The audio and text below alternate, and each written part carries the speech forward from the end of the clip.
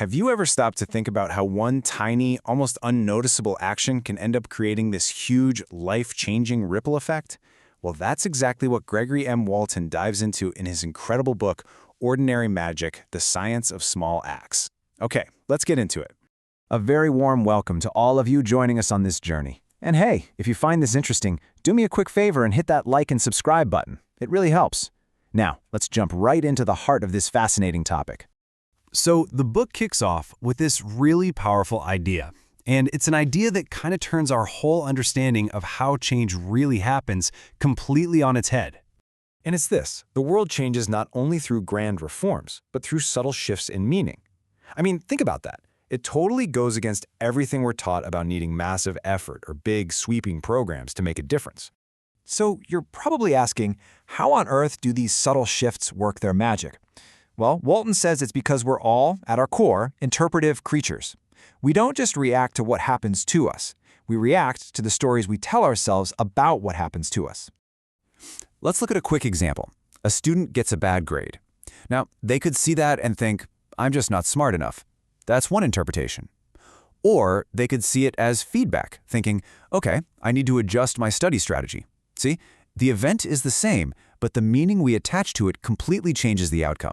And these little things, a single sentence, a thoughtful gesture, just reframing a situation, they can shift that meaning at the perfect moment. And Walton has a name for these small but powerful acts. He calls them wise interventions.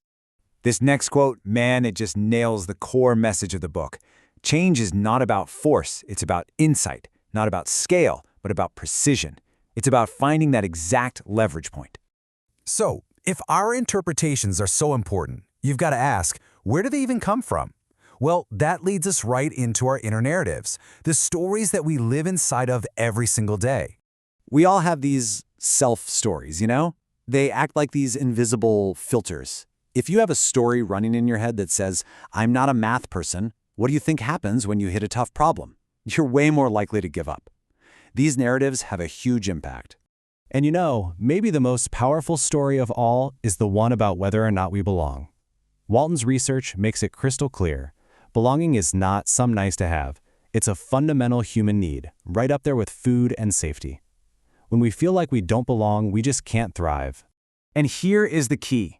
Please remember this. Belonging isn't built with some grand, one-time gesture. No, it's built through small, consistent signals. It's the little things, day in and day out.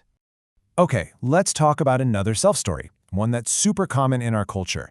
It's this deep-seated idea that if you have to try hard at something, it must be a sign of weakness. You can basically see it as two different mindsets. On one side, you've got the person who sees effort as a threat. Their internal monologue is, if I were really smart, this would be easy. But on the other side, you've got someone who sees effort as growth, as a sign that they're learning and making progress. And it's incredible because just by reframing that relationship with struggle, just by changing that one story, we can unlock so much hidden potential. Purpose is another one of these amazing tools. I mean, think of it as a psychological engine. When we can connect what we're doing, even the boring stuff, to a bigger goal, it becomes meaningful. You know, a hospital cleaner who sees their job as creating a safe, healing space is going to be way more motivated than someone who just thinks they're cleaning up messes.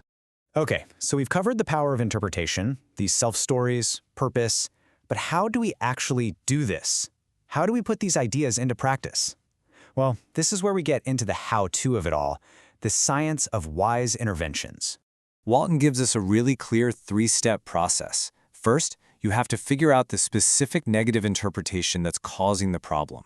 Step 2, you find a small, precise way to challenge that interpretation. And then step 3, you make sure the world around that person reinforces the new, more positive meaning.